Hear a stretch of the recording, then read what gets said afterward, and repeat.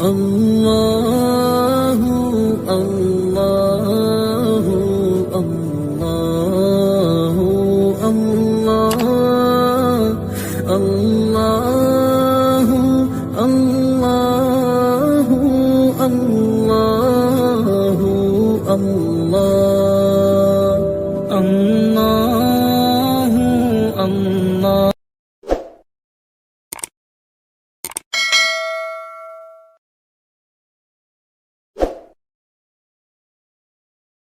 بسم اللہ الرحمن الرحیم اللہم انا نحمدک ونستعینک جزا اللہ عنا محمدا صلی اللہ علیہ وسلم ما هو اہلہ اما بعد وعن عیاس بن سلمة بن الاکوع عن ابی قال كان عثمان رضی اللہ تعالی عنہ يعتذر الى انصاف ساقيه وقال هكذا كانت هجرة صاحبي يعني النبي صلى الله عليه وسلم وبه قال حدثنا قتيبة قال حدثنا عمر بن اسحاق مسلم نذير المحدث لمن قال أخذ رسول الله صلى الله عليه وسلم بعضلة ساقي أو ساقيه في الكعبين فقال هذا موضع الإزار فإن بيت فأسفل فإن بيت فلا حق للإزار في الكعبين.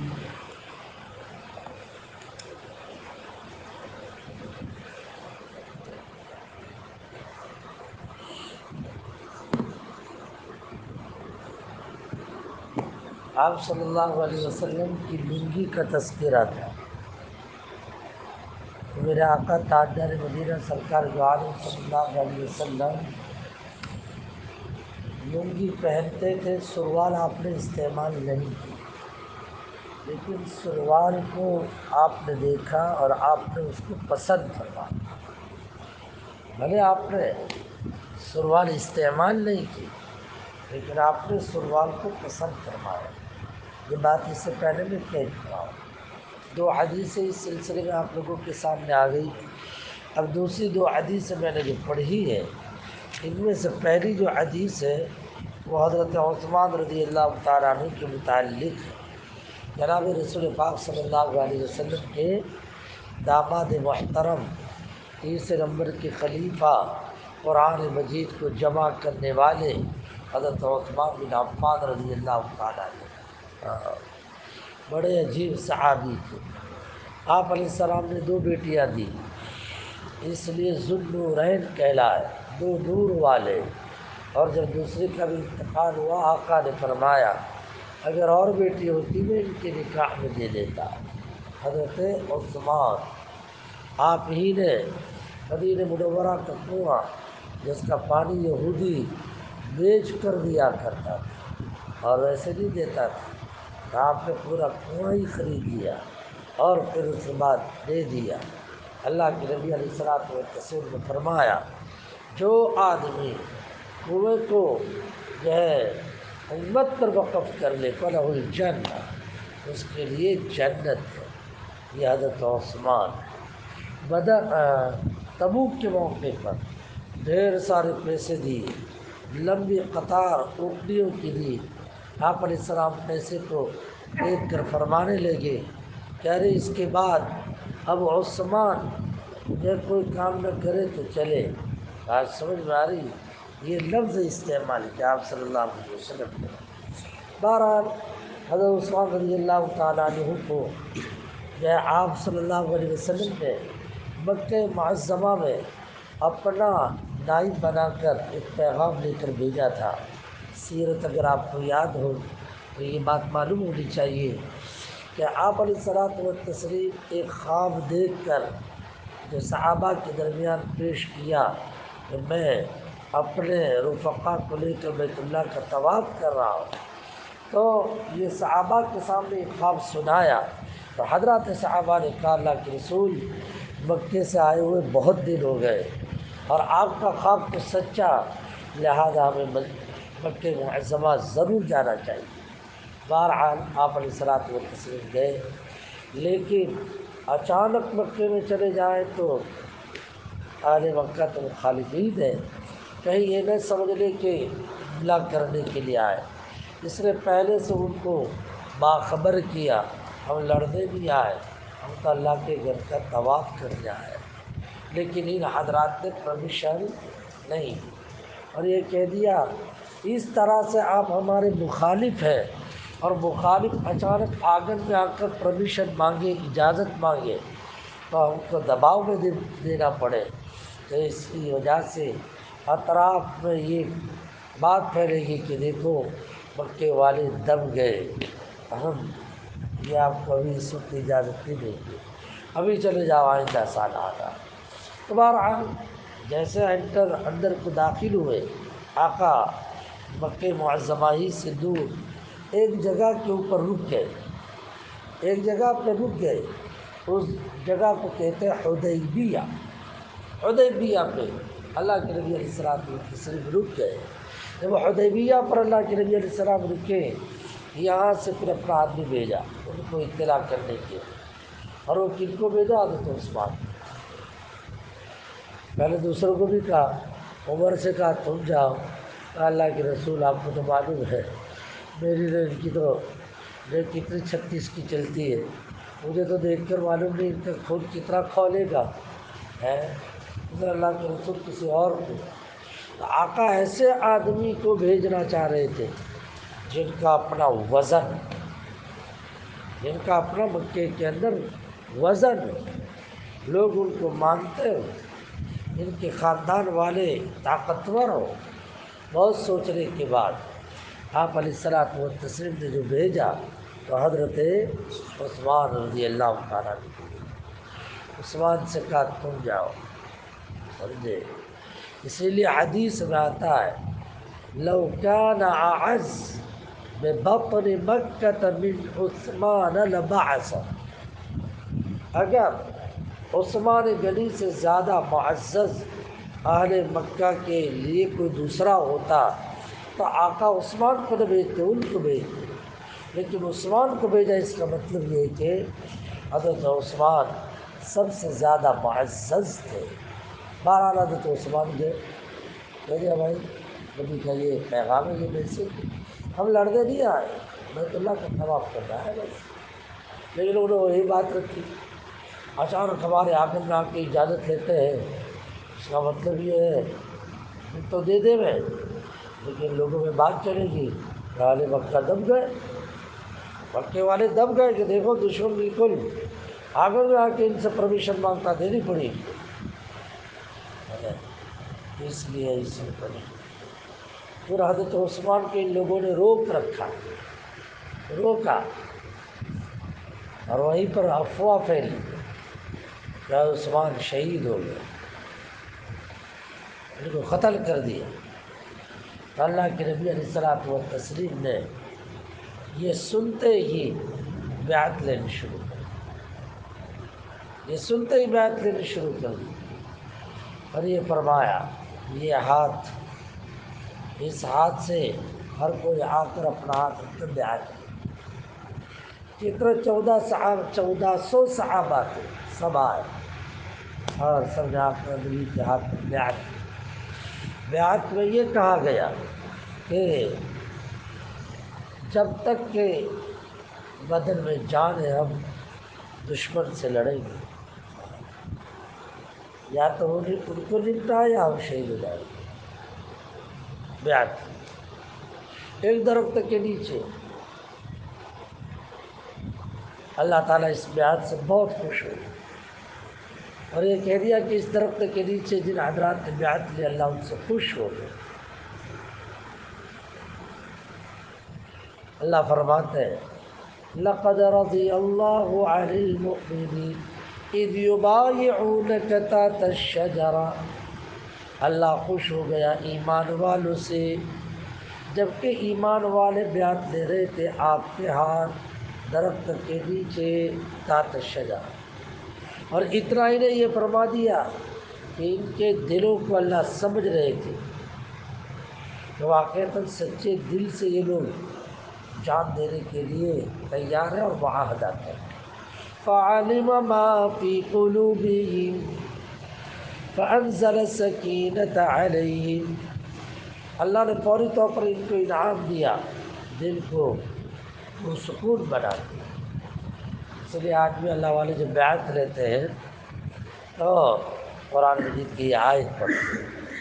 بات سمجھ رہے ہاں، قرآن مجید کی آیت بہرحال یہ قصہ میں نے آپ کو سنا۔ تو حضرت عثمان غنی کو بھیجا تھا اور عثمان غنی کو روک رکھا، اور جس کی وجہ سے یہاں پر افواہ پیدا۔ اسی زمانے میں جب کہ ان کے یہاں پر حضرت عثمان تھے تو مکے کے کافر کیا کرتے تھے، وہ چادر لٹکاتے تھے ٹخنوں سے نیچے، لنگی پہن کے جب چلتے تھے ٹخنوں سے نیچے، اور حضرت عثمان رضی اللہ تعالیٰ عنہ ان کے درمیان نبی جی کی نقل کیے ہوئے، نبی جی کی نقل فرمایا عثمان یہ کیا کر رہے ہیں، ٹخنوں سے اوپر پنڈلی تک آپ اپنے کپڑے کو لٹکائے ہوئے ہیں۔ فرمایا ہاکذا رأیت سیدی و حبیبی، میں نے اپنے آقا، میں نے اپنے محبوب کو اسی طرح سے دیکھا۔ ان حضرات کے درمیان پیغام پہنچایا، ان حضرات کے درمیان پیغام پہنچایا اور یہ کہہ دیا کہ میں نے اپنے محبوب کو اسی طرح سے دیکھا۔ آدمی کو چاہیے کہ مخالفین ہزاروں کی تعداد میں، اس موقع پر بھی اگر کوئی چھوٹا سا میسیج اپنے دین کا پہنچا سکتا ہو پہنچانا چاہیے، نہ یہ کہ ان کے جھمیلے میں اپنے ان کے رنگ میں رنگ جان۔ انہوں نے اپنے کو دعوت دی سمبارم میں، ہمارے یہاں شادی کی ودھی ہے، نہیں ہے، نہیں وہ ہے، تو چلے گئے تو اپنے ان کے رنگ میں نہیں چلا جانے، آپ گئے ان کے یہاں کھانے کے لیے، لیکن ایسا کچھ کر کے آئے کہ وہ بھی کہے کہ ہاں یار اسلام میں ایسا ہے اس لیے یہ لوگ ایسا کھاتے ہیں، اسلام میں ایسا ہے اس لیے یہ لوگ ایسا کھاتے ہیں، بولتے کچھ میسیج دے کے آنا چاہیے۔ اور عثمان رضی اللہ تعالیٰ عنہ نے تنہا اکیلے کافروں کی جھنڈ کے بیچ میسیج دیا، میرے آقا پنڈلی تک پہنتے ہیں، میں زیادہ میں کہہ سکتے ہیں، سمجھیے نا، یہ بہت بڑی بات ہے جو میں آپ لوگوں کو سنا رہا ہوں، سمجھیے۔ اور دوسری ایک بات یہ لوگ حضرت عثمان کو یہ کہنے لگے کہ چلو تم لوگوں کو تو ہم طواف کرنے نہیں دیں گے، تمہارے ساتھیوں کو، ایک کام کرو، تم آئے ہو تو تم طواف کر لو۔ کیا کہا؟ آپ طواف کر لیں۔ فرمایا میں اپنے محبوب کے بغیر کیسے طواف کر سکتا ہوں؟ یہ لوگ حضرت عثمان کو آزمانا چاہ رہے تھے کہ دیکھیں یہ خود سے اپنا کر لیتا ہے کہ نہیں کر لیتا ہے۔ فرمایا میرا سردار اس میں شامل ہو، میں کیسے کروں؟ ہم تو سردار کے اشارے پہ چلتے ہیں، میں تو فقط پیغام پہنچانے کے لیے یہ کام کے لیے نا، اس کی تو اجازت ملے گی تب کریں گے۔ معلوم یہ ہوا سردار نے امیر کی پکی اطاعت کرنی چاہیے، کچڑی نہیں، امیر کی اطاعت پکی 100%۔ آج اپنے ہندوستان کے اندر جو سب سے زیادہ جو 50 کمزوری دینداروں میں بھی وہ یہ بات سمجھے، ہاں کسی کام کے لیے ایک باڈی بنی، جماعت بنی، ایک کو جو ہے صدر طے کیا، 2-4 دن صدر کی مانی، پھر کہہ دیا اس کے ایسے کی تیسی، وہ کون ہوتا ہے؟ میں نے یوں کیا، میں نے یوں کیا، کام بنتا ہی نہیں، جہاں تھے وہاں جپ رہے، جہاں تھے وہاں،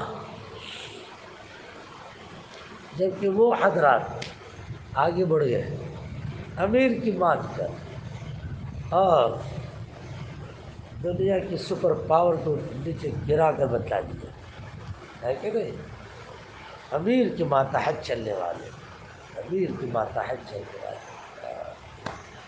تو اس بات کو یاد رکھنا چاہیے۔ تو یہی حضرت عثمان جن کا جو میں نے تفصیلی تعارف کرایا، تو یہ حضرت سلمۃ بن الاکوع زبردست صحابی، یہ جوان تھے، جوان نبی علیہ السلام کے زمانے میں بہت زبردست دوڑتے تھے۔ ایک حدیث ایسی ہے کہ یہ فجر کے وقت سے دوڑنا شروع کیا، فجر نہیں، صبح شادی، یعنی یہ کہہ لیجیے کہ تہجد کے وقت سے دوڑنا، دشمنوں کو پکڑنے کے لیے سورج ڈوبا وہاں تک پیچھا کرتے رہے اور کامیاب ہو کر ہی لوٹے۔ مسلم شریف میں پورا ایک قصہ ہے، اس سے یہ چیز ثابت ہے۔ بڑے بہادر تھے سلمۃ بن الاکوع رضی اللہ تعالیٰ۔ تو یہ حضرت سلمۃ بن الاکوع، انہوں نے حضرت عثمان غنی رضی اللہ تعالیٰ عنہ کو بہت قریب سے دیکھا تھا، اس لیے یہ فرمایا کہ حضرت عثمان رضی اللہ تعالیٰ عنہ عموماً لنگی پہنتے تھے تو پنڈلی تک، اور حوالے میں نبی جی کو پیش کرتے کہ میرے صاحب، میرے محبوب، میرے یار جناب رسول پاک صلی اللہ علیہ وسلم، آپ کی لنگی یہاں تک ہی لٹکی رہتی، کانت عزرت صاحبی یعنی النبی صلی اللہ علیہ وسلم۔ تو میں نے تو اپنے محبوب کو جیسے دیکھا ویسا کرو، سمجھیے نا۔ تو جب کپڑے پہننے کے اندر نبی کی نقل، تو باقی جو اصل عبادت ہے اس کی نقل کیسی زبردست ہوگی، ہے نا۔ جس کے بارے میں آقا نے فرمایا جیسے تم نے مجھے دیکھا ایسے نماز پڑھو، صلوا کما رأیتمونی اصلی۔ لکھا ہے حضرت عثمان رضی اللہ تعالیٰ عنہ اور حضرت علی کرم اللہ وجہ، یہ دو صحابی ایسے تھے کہ لوگوں کو دلچسپی کے ساتھ وضو کیسے کرنے کا، مسجد میں، مسجد کے باہر چبوترے میں پانی بھر بھر کے لوٹے منگوائے نے لوگوں کو بتایا کہ اللہ کے نبی علیہ الصلوۃ والتسلیم وضو کیسے کرتے تھے، وضو کا طریقہ یہ بتایا کرتے تھے۔ حضرت علی بھی، حضرت عثمان بھی۔ ہم لوگ جب حدیث پڑھاتے ہیں تو اس میں دیکھتے ہیں کہ اکثر وضو کی حدیث نقل کرنے والے یہ صحابہ، عثمان، حضرت علی، جب اس میں ایسا جو ملتا ہے کہ حضرت عثمان نے ہم کو وضو کر کے دکھلایا، حضرت علی نے وضو کر کے دکھلایا، اور پھر یہ کہہ دیا کہ اللہ کے نبی علیہ السلام کو ہم نے ایسا وضو کر کے دیا۔ بات سمجھے؟ ہاں، امیر المومنین نے اور کیا دکھلا رہے ہیں؟ وضو کرنے کا طریقہ۔ یہاں دکھلانے میں بھی خفت، دیکھنے میں بھی خفت۔ خفت کا مطلب نرم، چھوٹے بچے کو دکھانے کی چیز ہوتی ہے، یہ بڑے بڑے کو سمجھے کہ نہیں ہمیں اتنا بڑا، میں سب کو وضو کر کے دکھلاؤں، ہمیں تو اللہ کے نبی سے تو بڑا نہیں ہے۔ اللہ کے نبی علیہ الصلوۃ والتسلیم مجمع عام کے اندر وضو کر کے دکھلاتے تھے، مجمع عام میں وضو کر کے دکھلاتے تھے۔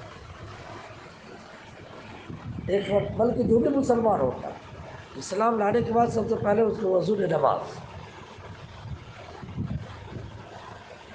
ایک مرتبہ ایک آدمی مسلمان ہوا، آقا نے فرمایا تجھے وضو آتی ہے؟ کہا جی۔ کیسے بتلا؟ مسلمان کو ہی گئے، کیسے بتا؟ انہوں نے سیدھے پہلے کلی شروع کی، حالانکہ اسلام میں سب سے پہلے دونوں ہاتھ پہنچے تک دھونا، انہوں نے سیدھے کلی۔ آپ علیہ الصلوۃ والتسلیم نے فرمایا ایمان والا جب وضو کرتا ہے تو شروع کرتا ہے ہاتھ سے، سمجھے؟ ہاتھ سے شروع کرتا ہے، نہ کہ منہ سے۔ یہ کہہ کر گویا اشارہ کر دیا کہ سب سے پہلے اپنے دونوں ہاتھوں دھونا چاہیے، اور یہ کہہ کر اشارہ کر دیا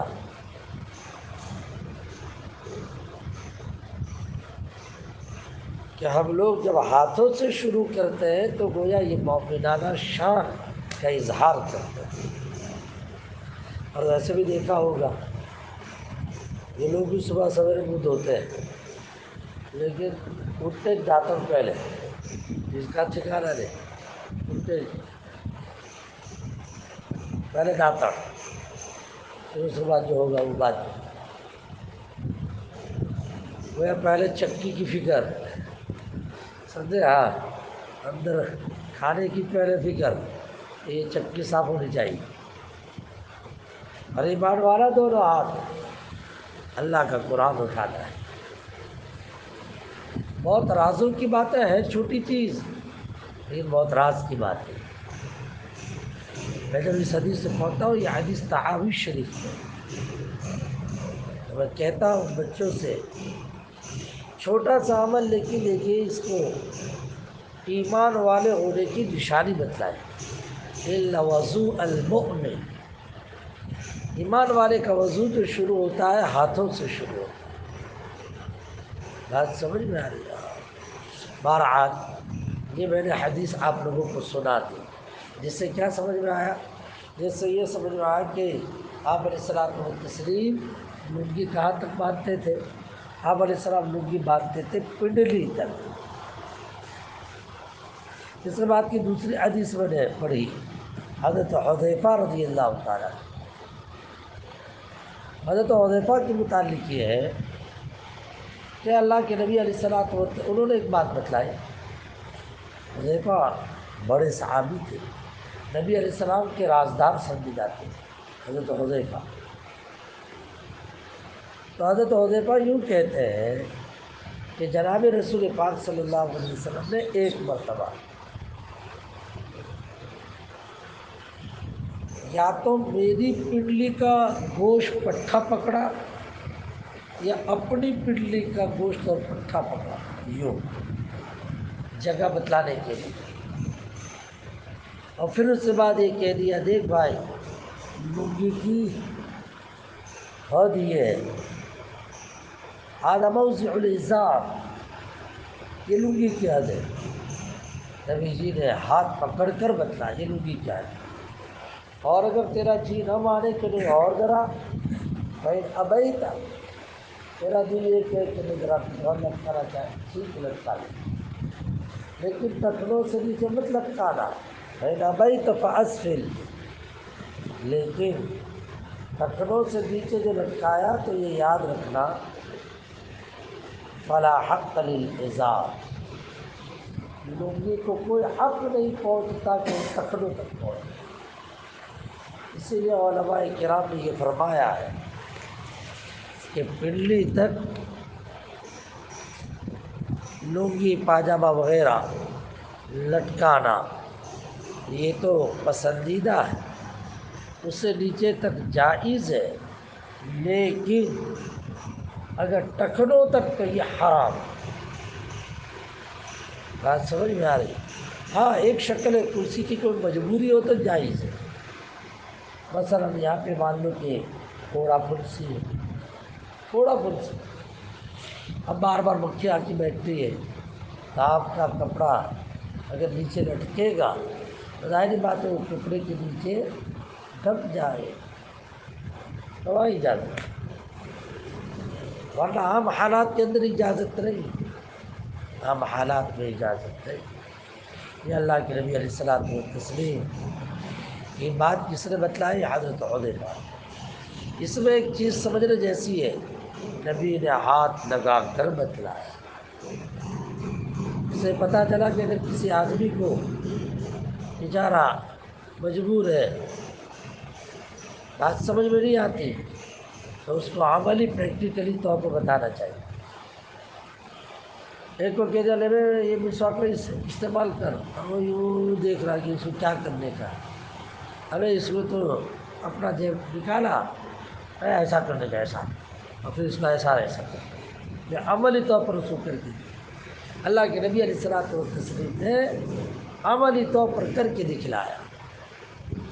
سمجھانا، کسی کو سمجھانا، یہ ہر طریقے سے ہونا چاہیے۔